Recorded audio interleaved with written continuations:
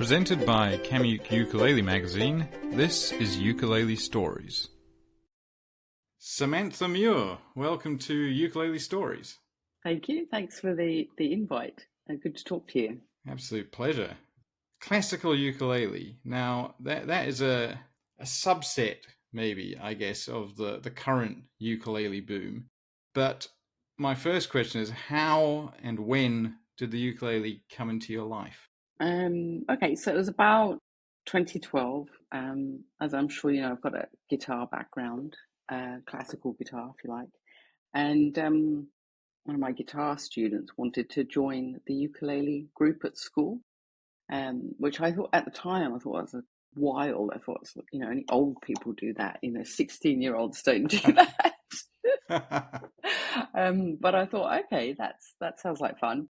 And then I didn't see what was coming next, but she said, great, okay, but you'll have to teach me because I don't know anything about the ukuleles. I thought, oh, well, I'll give it a go. So I went to the local shop.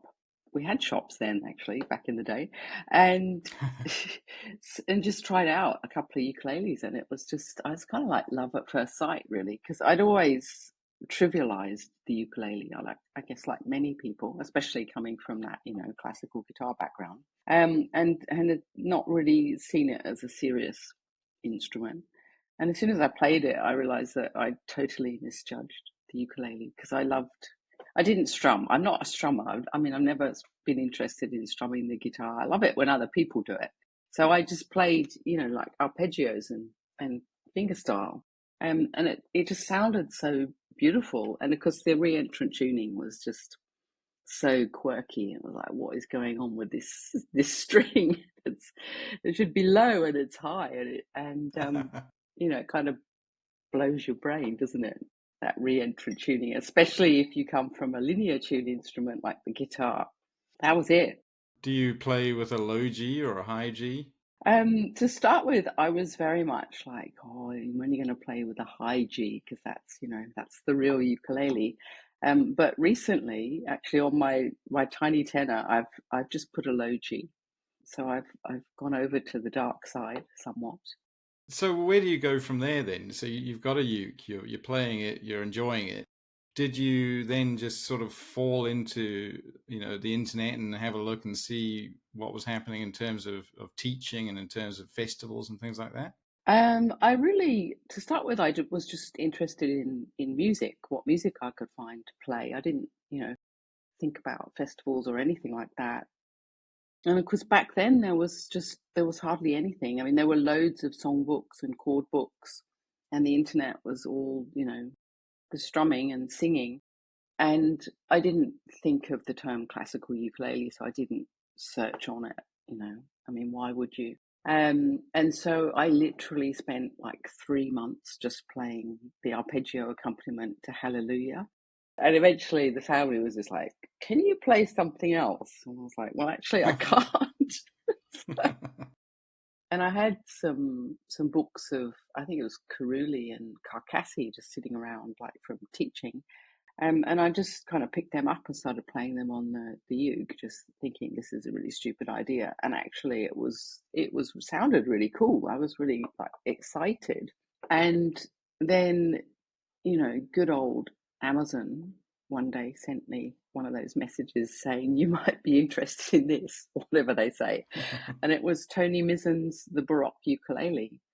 And so I bought it straight away, and I thought, wow, this is amazing. And then from there, I went from the Baroque ukulele, of course, to John King, the classical ukulele, and then I found the Nalu music website, which I don't think is there anymore, really sadly. And he had a great blog, so I read his blog and listened to that amazing Bach CD. John King is just incredible, isn't he? Well, was, sadly. Yeah, exactly. And I was like, oh, I've got to meet this guy. So, and then I realized that, sadly he passed away. Yeah, I met him a couple of times actually, and the first time I saw him in Waikiki, I had not heard of him. Mm-hmm. It was at the Ukulele Guild of Hawaii exhibition, and I was playing at it. Luckily, I just saw his name on that he would be playing that evening, and I didn't really know who he was at the time because this is very early on. I'm not sure the year, early 2000s, and went along and I mean, that night is like etched in my mind because it was just the most incredible thing I'd ever seen. Because he was quite a big man, John, and he played a very tiny uke, and so it almost looked kind of comical. But then, as soon as he started playing, it was just otherworldly. Yeah, phenomenal, really. And he was a great soprano devotee. So of course that was it. I was only ever going to play a soprano because I've changed over the years. But he was a huge inspiration, and I realized also that academically he was such a great scholar. And of course, then I found the book with by him and Jim Truncada, the ukulele history, and then the machete. It kind of just I don't know, it just really appealed to me. I thought this is amazing. I want to know more. The use of guitar on the ukulele, guitar techniques on the ukulele, you know, can polarize sometimes. I think, I think I've been guilty of it in the past, thinking, oh, they're a guitar player and you can tell they're a guitar player and, blah, blah, blah. We'll get on to your PhD on the ukulele, in which you talk a bit about that subject in particular. The first ukulele players would have been guitar players because they were learning these techniques from the cowboys paniolos who came over and taught them guitar techniques. And Yeah. I guess, that was the genesis of the royal, the Hawaiian kingdom era type of ukulele playing. So yeah, I guess, in some ways it's the true ukulele style is a guitar technique played on a ukulele. Well, I don't know if it's the true style, but I'll take it definitely. But I mean, if you think of Ernest Kai, who was the first like Hawaiian virtuoso, and he was a great impresario and traveled to New Zealand and all over the place, and he played the guitar and the ukulele, and he played the tarapatch. And I think in his he's attributed with the first ukulele method. And there's a mixture. So there's the what he calls the strokes, so the strumming techniques, and then he has little pieces which he developed more in the later method, the 1916 one. There were more little pieces like high RA. I don't know if that's how you pronounce it properly. I hope it is. And the banjo shotish, and these great little pieces that you can see the influence of the guitar, but also the way he used that reentrant string as well to create those almost those like little campanella effects. And he obviously didn't think, oh, campanella, like we do now, but he just obviously thought, oh, that sounds really cool. I'm going to do it. Which actually is what, speaking of true ukulele, that is what it is. Whatever sounds the best, just play that. Yeah, Whatever you like to play. whatever you like to play. Absolutely. So I think the ukulele was a real melting pot of different styles and techniques, and I think it still is, and I hope it stays that way. Same here. So getting back to that PhD, then you were the first to do a PhD on the ukulele at the University of Surrey. Was that the first in the UK or the first in the world? I mean, as far as we could work out, it's the first PhD in the world on the ukulele. And I called it classical ukulele because I felt that it was just very, what's the word, presumptuous or something, just to say ukulele. Obviously, a PhD is a deep dive into one particular topic.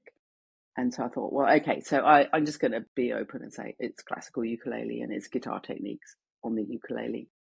So it leaves loads of scope for people to do other stuff as they're doing, which is great. So yeah, but it was the first. Yeah, incredible. What did your professors think of that when you, you floated the idea? They really liked it because they really like quirky things. The University of Surrey, the music department there it's phenomenal. They've just got great people, and Stephen Goss, who is a very well-known composer, and Milton. He was my first supervisor, and then Milton Merbakides, who was my second supervisor. He's also a composer, but an academic and a jazz guitarist. And between Steve and Milton, they got brains the size of planets, and just to be around those guys was so inspiring. And I felt really honored and fortunate that I had them as my support crew, kind of pushing me along, which you need. Well, how did it go? Was it difficult, and what was the most difficult part about it? It was great, actually, and it was. I mean, it was because it was the first PhD. Well, there were positives for that and negatives. The positive was that the objective for a PhD is you have to prove your contribution to knowledge and the originality of your work. And so, like, done, tick, tick, just by doing that as a PhD topic. But the difficulty was because there was no other PhD, I couldn't keep referring to other people. Obviously, I referred a lot to John King and Jim Trancada and a few other books, but in terms of academic work on the ukulele, there was really so little to refer to. That made it challenging Mm. because obviously you have to do a literature review. And because it was a practice based PhD, so there were compositions and arrangements, my literature review was on the books for, well, classical ukulele, which would have been tiny. So we kind of extended that to fingerstyle, and it's on my website. I made quite a comprehensive list of books. I left it there because I think it's quite helpful to people. Because now there's so many, I probably couldn't keep up with it. But I think, yeah, at the time, that was really helpful because it really hit home to everyone, the examiners and my supervisors, how little there was. Because Mm. obviously, my supervisor's guitar background, and there's, just loads of stuff out there now. So they were surprised because I did a method as well, and that came into the PhD. And my supervisor said, "That's not PhD, though." And I said, "Well, it is because there isn't another method on classical ukulele." So it was like, "Oh, what? Really? Wow, cool." And he said, "Okay, you can have it in there, but you have to write about it." And that was, you asked me about the hardest thing, and having, like, collecting all the stuff and composing it and putting it all together in these portfolios. That was really fun. But then I had to do this commentary on it, why everything was in the PhD and why that was, original and new. And that was quite hard. Yeah. Well, that's incredible. And well done. Thank you. Speaking of the history, you also play the machete, which is the one of the forerunners of the ukulele. Can you tell us a bit about that? I mean, I would love to try one, but I think a lot of ukulele players would if they know anything about the history. How is it different, and how is it similar? Okay, so obviously the size is very similar to the soprano ukulele. Okay, so the machete is a 19th century instrument, and maybe it's earlier, but we'll just talk about it as a 19th century instrument. And they still play that instrument in Madeira, but the modern version is called Braguinha. So there's often quite a lot of confusion there, but it's just, it's the same instrument, but obviously one is more historic, and the building techniques are slightly different. So the machete, if we think of that as Well, an, on that quickly, how does the machete differ from the Brigina? I think it's slightly small. I mean, I don't have the exact details in my head. But to look at it, obviously, you can see that it's an historic instrument. It's got wooden tuning pegs. It has the little mustachios like around the bridge or the end. So there's more of that kind of decoration. And also, it would have had gut strings as opposed to fluorocarbon or even nylon. And the Brigina looks very much like a ukulele, a soprano ukulele. What really struck me with my machete, I had one made in Funchal by one of the leading makers there, and the body is really narrow. Okay, so like half the depth, if you like, of a ukulele. But the real difference is in the tuning, because the tuning of the machete is D, G, B, D. That's the traditional Madeiran tuning. So if you think of the top four strings of a guitar, they're an octave higher, but obviously instead of having a top E, that's tuned down to G. So you have like an open, like a slack key tuning. I was talking about this to Jeff Peterson last year, and he got really excited about the slack key tuning, and we were like, "Oh, that's amazing!" So that's the main difference, and the tuning is still DGBD, although sometimes you can tune it to DGBE. And what else? Yeah, the really significant thing about the machete is that it's got this dedicated repertoire from a handwritten manuscript of 1846 by Candido Drummond, another Scotsman. Going back in time, his ancestors went to Madeira in phenomenally early on. It's amazing how they travelled. like 1500s or whatever. Oh yeah, we got your Robert Louis Stevenson playing the ukulele for King Calico as well. Exactly, yeah, it's in the blood, isn't it? um, so Candido Drummond is, obviously this kind of Scottish and Portuguese mix and ancestry. So, and he composed these pieces. I don't know if you heard them. You can look them up on YouTube, and No. they're ballroom dances essentially, which was the fashionable music of the day. Mm. And they had guitar accompaniments, and they're just great. They're such fun to play. I played some last year at the Ukulele Festival of Great Britain with Jeff Peterson. He Wow. played the guitar accompaniments, and I sent him an email and said, "Do you want to do some of these pieces? Just they're really short." I said they're really fun, and the guitar's like literally just playing G, G, maybe a D, maybe a C. I um, think Jeff can handle that. so I thought, yeah, he'll sight read it, and I mean, yeah. So we did. We just like met half an hour before we were going to play, and he just said, "Oh yeah," talked about a few things, and it was such fun actually to do that. And the machete, because it is so small, and the sound is so surprising because it's higher than a ukulele, so it's really pingy. Would it be sort of analogous to like the ADF sharp B tuning, sort of the 20s tuning of the soprano, or even higher than that, I guess? Even higher, even higher. And also it's a linear tuning, so it's like a Mm. low G tuning, but with a D. So I mean, if you think of the guitar, and then if you think, you're basically playing the 12th fret of the guitar, Yeah, yeah. um, and apart from the first string, which is the 10th fret, it's incredibly high, and the tension in the strings is incredible as well. And I've played, because where I live, there's lots of really kind of cute little churches, so played quite a lot in churches which have a good acoustic, and you walk out with this machete that's like a soprano, but maybe slightly smaller. I mean, I should know the dimensions, but I can never remember the numbers. And then there's a guitar player, so it's a really striking contrast that you've got the guitar player and then this machete, and the people just, they laugh. They look at it. They just don't know what you're going to do. And then you play these ballroom dances, and they're just, people are really blown away because it's fun, and it's quite intricate. And people always come up and comment, and I was like, I was not expecting that. Does it feel very different to play? No, it feels pretty much like a soprano. I think the strings are slightly closer together. I find if I go from guitar to machete, this is weird. I don't really have a problem. But if I go from machete to tenor, then it takes me a bit to get oriented. I think because tenor ukulele, because it's not such a big difference. It's a bit more subtle. I don't know.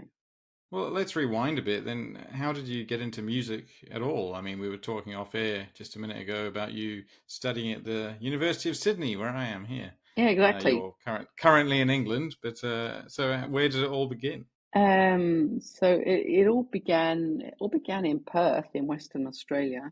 And I was about 9, and I'd been wanting to play the guitar for years. And my mother, who loved classical music, she was Was she a player? no, well, she played the piano when she was younger, but she always listened to classical music. She always played records of, Mozart and Beethoven and whatever.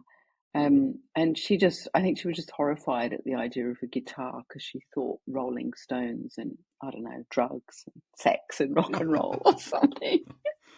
All those terrible things. All those terrible things. So she was kind of like, mm. And then eventually someone said, "But there's a classical guitar teacher in the town. Why don't she learn that?" And my mum was like, "Oh, I didn't think of that." So I got a guitar for my 10th birthday, and I had guitar lessons. And my first guitar lesson was the worst day of my life. So it went really badly.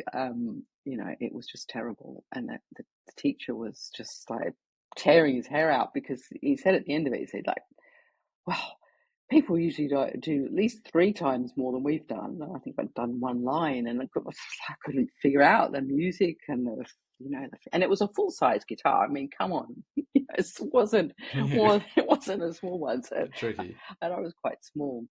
And he bumped into my mum later on in the week in the supermarket, because it was quite a small place, and he asked if I had learning disabilities. I don't think that was very How rude. PC. I mean, she was just horrified, and she said, "No, stop in her class for everything." And then she sort of looked at him, and he was this big guy, and he had like black curly hair, really like bushy, and he had this huge bushy beard. And she looked him up and down, and she just said, "Well, she was probably terrified of you." She said, "Look at you," and then look at her. She's, this little shy thing, and you're this great big man with a, bushy beard. Anyway, but I went every day after school. I don't know if he did terrify me, but every day after school, I went straight home and I straight into my bedroom and I practiced my one line of music to perfect it. That was it. We got on fine after that. So what happened next then? So how do you end up in Sydney? Um, how did I end up in Sydney? So my dad's job moved him from Western Australia over to Melbourne, and then I don't know how I ended up in Sydney. Oh, I kind of travelled around a bit, and then I decided that I didn't want to do music at university. I actually started a degree at James Cook University, a music degree, which is up north in Townsville, and I hated it. So I transferred there into the English department because I really liked English literature, and then I transferred down to Sydney to do a Bachelor of Arts and major in English literature, and I absolutely loved it. Actually, it was I really enjoyed it. But while I was there, Philip Houghton, the composer, was a good friend. I'd known Philip for years. He lived there with his partner Lyndall, and so he, kind of introduced me to the Sydney guitar scene, and I got to know a few people and had lessons and kept playing the guitar. And when I finished my degree, I was going to go on and do honours, but my mum was one of these people that did all the magazine crosswords and things. There used to be this magazine that you could, win. I can't remember what it's called now. You win prizes, and the top prize was a European tour for like, I don't know, 14 days or 16 days, and she won it. Oh wow. So my parents were divorced, so she said to me, "Do you want to come with me?" So I was like, "Oh yeah."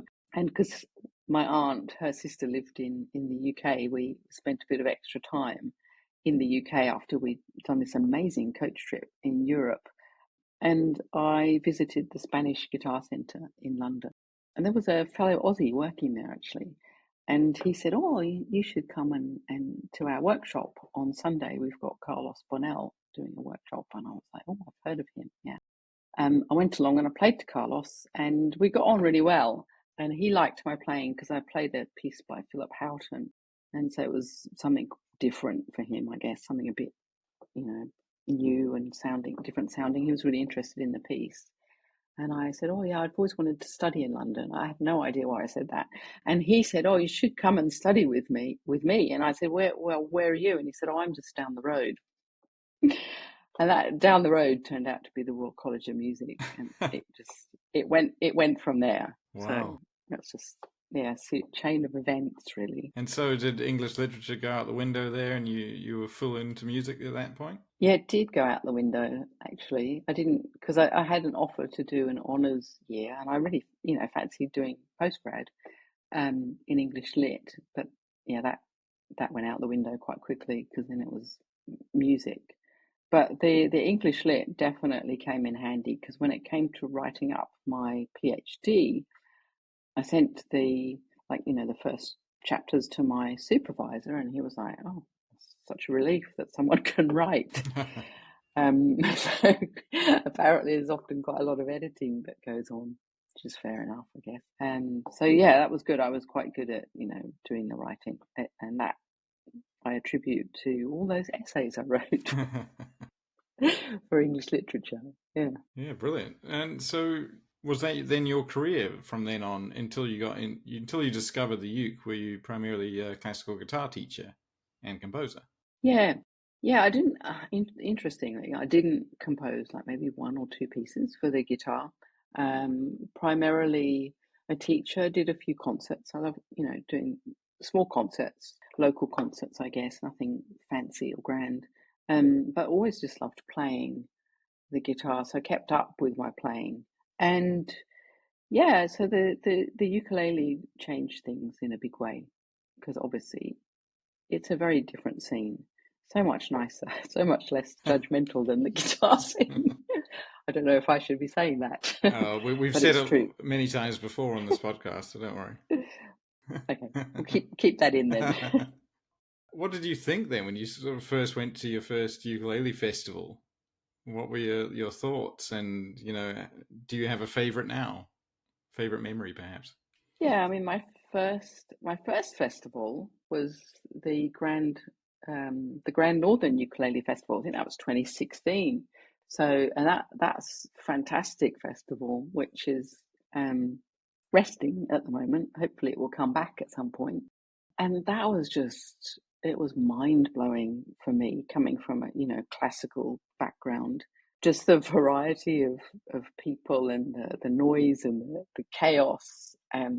But what I loved about it was that everywhere you went, there were these like little clusters of people with their ukuleles, and they were strumming and singing, having such a good time. And of course, Mim's open mic stage was such a feature because it was just like anybody could get up and play or sing or whatever. And I loved that. And then because the main stage had all the main acts, so there was so much to see and hear. And of course, the wonderful Opera that was their first festival. So we have a bond there. I don't know. It's just great. I just made so many friends and had such a good time. It's a really nice memory, and it really made me want to be a part of the ukulele scene. And that hasn't changed because I found that vibe with every festival I've been to, like Valor Beach Ukulele Camp in Australia. Just again, just great people, everybody having fun, everybody doing their thing, which I think is nice. And last year, the Ukulele Festival of Great Britain, which came back after a few years, that was Yeah, we had Matt on a couple of podcasts ago. mm, Yeah, yeah. yeah, yeah. We should get you over. You should come over, Oh well, Cameron. yeah. Matt said that too. I haven't Yeah. been to England, and I worked it out just before the pod. Actually, in 18 years, I think it's been since I've been to Britain. So Oh, I've got a lot of relatives there. okay. So yeah, Okay. we'll sort it out hopefully. Yeah. But you're right. I mean, that's the thing about Uke Fest is the variety, isn't it? And Yeah, I the love it. Yeah. welcoming variety. The nicest thing about the uke to me is that you can take it as far as you want to. You can strum three chords and be happy with that forever, or you can take it to the degree you do with classical techniques. On classical techniques, what is one classical technique you think any average player could benefit from? Yeah, definitely arpeggios, picking chords rather than strumming them. Because I think, well, Hallelujah is a brilliant example, isn't it? Because it's such a beautiful song, the Leonard Cohen Hallelujah. And it's a beautiful arpeggio because it's just going, back and forth across the strings. And I think I've done a lot of workshops now and introduced people to fingerstyle techniques, and that's always where I start with arpeggios. Also, because you don't have to get bogged down reading the tab if people are not familiar with tab. You can just have a chord box, show them a pattern, and they're off. And people pick it up really quite quickly, the arpeggio thing, because that's a start, and then it can get as complicated or not as you like. But that's what I would say as a starting place for finger picking. Just do some arpeggios because they sound beautiful. And the ukulele suddenly it's less percussive; it's more harp-like, which just it changes the whole sound and character. Yeah, it's sort of also instantly impressive to people who've not heard a ukulele sound like that. Yeah, absolutely. I mean, just playing. I shouldn't say this, but I often play just really quite simple pieces in my performances, and I wouldn't get away with it. I wouldn't get away with it at a guitar, thing. People would be like, "Why are you playing a grade two piece?" And I don't care. I really don't care. And ukulele people don't. They're like, "Oh, it sounds beautiful." Yeah. And I like to do it because then you can also say, well, actually, you can do that. You can play this piece, and quite often end up sending people the music.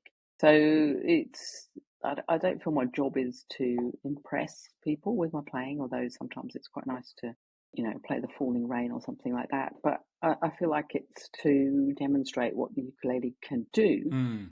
and for people to be aware that actually you can do that too. You don't have to study the ukulele for the next 20 years to play something really impressive. You can play.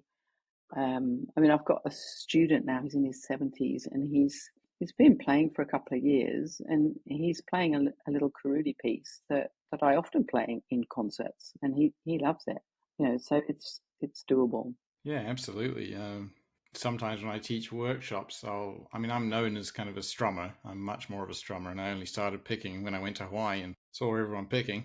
The first tune I ever learned was Ain't She Sweet, which is a really kind of fast version I do of it.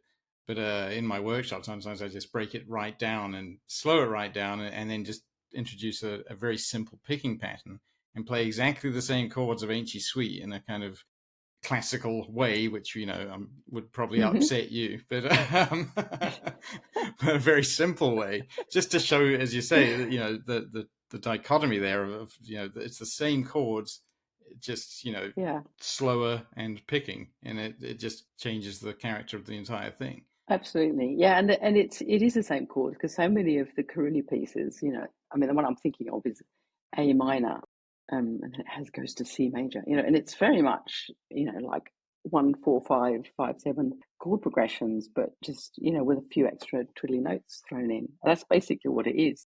And people kind of like, oh, I never thought of it like that. It was sort of, I don't know how people think of classical music. I suppose I didn't think of it like that really. Mm, But you could break it down into just the chords, and that's a great place to start for people, I think, definitely. simplifying it, because a tab can often look quite intimidating, I think, Yeah. a lot of notes. Mm. Do you enjoy playing any other styles? Don't mention strumming. I don't know why. I don't know. I just don't feel comfortable strumming. I don't know why. I don't, like I say, I love listening to other people, but I just don't find it pleasing when I do it, so I avoid it. Other styles, well, I don't know. What is classical? It's such. I'd love to drop that term, but because it sort of sounds, I don't know, it just feels like it's putting too many boundaries and barriers up. But I guess it's helpful in that it defines my technique and approach. But at the moment, I'm going through my Cat Stevens phase, Mm. which, if you've looked at any of my recent uploads, you'll find a few arrangements of Cat Stevens. And I've got a new one which I tried to record yesterday and failed miserably. So back today into the shed to try and get that one down. They're quite challenging actually because you've got to get the melody and the accompaniment all going at once. So I'm enjoying that. So I don't know, does that qualify? Oh, absolutely. Everything qualifies. Okay. I did enjoy your album of Scottish folk songs, being from Scottish stock, and my dad, who introduced me to music, as a Scotsman who plays some Scottish folk songs. So that was an incredible achievement, really. I mean, there's a lot on there. There's about 20 odd tracks. There is a lot. I can't remember. I think there's even more than that. That's from 2015. It was such a huge amount of work. And then when they said, "Can you record them?" It's like, oh, okay.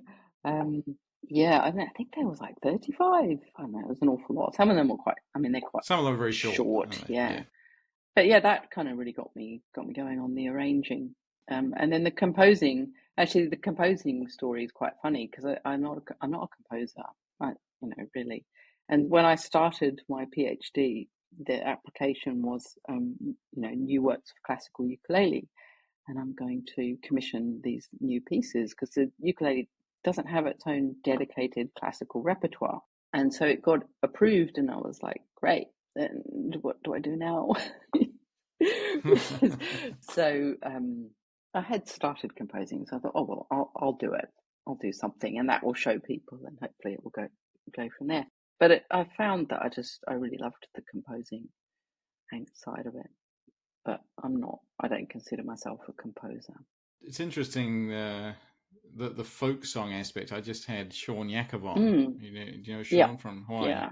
With his great Hawaiian Music Archive project, and he was saying the thing he most enjoys about uke is that it started in Hawaii, but it's very much a a multicultural phenomenon, and you got people playing their own folk music of their country on the uke, and so I thought it was a great example of it was your Scottish folk songs. Really great. Yeah, thank you. What do you think then, not being a strummer, when you see George Formby and other such people? Do you enjoy that kind of thing? Not that you don't have to want to play it, but do you like that kind of thing as well? I'm not a huge Formby fan, I have to be honest. But I do. I love the Ukulele Orchestra of Great Britain. I do. I love them. Yeah. Seen them a few times, and I don't know. I mean, there's so many players. I mean, I love watching Christopher Davis Shannon, for example. Although I wouldn't want to play. I don't think I don't see it and think, oh, I want to do that. I see it and think, oh, that's amazing. I like it. So, yeah, not a Formby fan though. What about in the sort of very limited classical space? Are there any other players you admire? Um, yeah, I mean, John King is outstanding. Donald, I don't know how you pronounce his surname, so I apologise in advance. Donald Balsted, who sadly passed away a couple of years ago. He was doing amazing things with the classical side. And of course, here in the UK, we've got Paul Mansell, who's also classical ukulele player. Who else is there? Tony Mizzen. Oh yeah, of course, Tony Mizzen. Yeah. It actually does seem, now you say it, it does seem it's kind of UK based, the classical ukulele movement.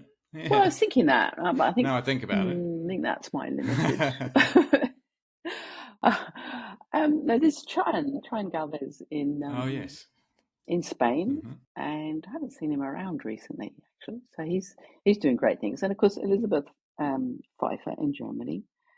So yeah, there's a few of us, and of course there is a composer I should mention who I've collaborated with a few times, and we've got a really exciting collaboration coming up. David John Roach, who has a guitar background. He's a Welsh British composer, and at the moment we've got a commission to do some. He's going to compose, and I'm going to play some baritone ukulele pieces, which are, or big piece, I think it will be, commissioned by PRS. So the Performing Rights Society has commissioned that. So that's going to be coming up probably next year. So that's exciting. Yeah, so David is, writing pieces, I guess, in the classical style. He's not known as a player, but he's got some books published, and he's got he wrote me a fantastic tremolo piece, actually, In Every Heart. Still, it's my favourite piece from my PhD. It's a beautiful piece. Yeah, I guess we should mention my good friend Daniel Ho as well, who's Oh, of course, yeah. composed quite a few. Yeah, also a terrific player in any style, annoyingly. Yeah, yes, I think, because I think of him as just every style. Yeah, He is the everyman. he's brilliant. Yeah. All right, final question. A question I ask all my guests. What does the ukulele mean to you?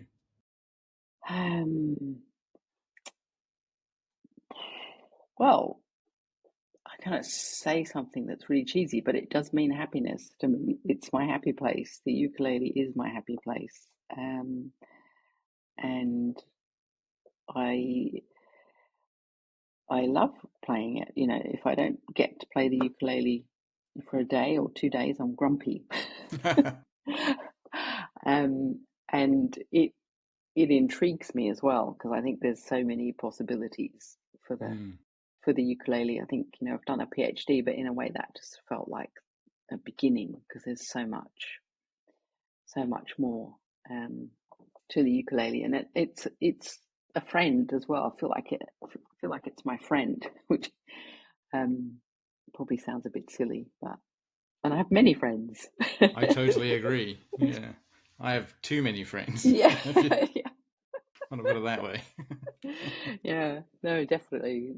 It's hard to choose, isn't it? Because there's so many. I'm into baritone at the moment, so that's a fairly new friend, but we're getting on very well. Nice, Yeah, nice. Well, here's to many more years of friendship. let's hope. Yeah, All right. Well, thank you very much for joining me. It's been lovely to chat. that's a pleasure. Thanks so much for inviting me on the podcast. And I look forward look forward to seeing you maybe next year. Well, maybe next year. Yeah, Yeah, that's what I'm thinking. And if you are back in Australia, do let me know, and hmm yeah, we'll catch up here. for sure. So thanks again, Sam. Do you prefer Sam or Samantha? I meant to ask you at the beginning. Sam, it's usually Samantha if I'm in trouble. Well, you're definitely not in trouble. That's good. So, well, I hope you have a great day, and I hope you get to play with some of your friends. Yeah, okay. Thanks, Cameron. Good to talk. All right, take it easy, Sam. Thanks. Bye. Bye. Thanks for listening to another episode of Ukulele Stories. If you're enjoying the show, please rate it on Apple Podcasts and maybe tell your friends about it. To take us out, here's Sam with a lovely Irish tune called The Lilting Banshee. From me, Cameron Murray, keep on smiling and keep on strumming.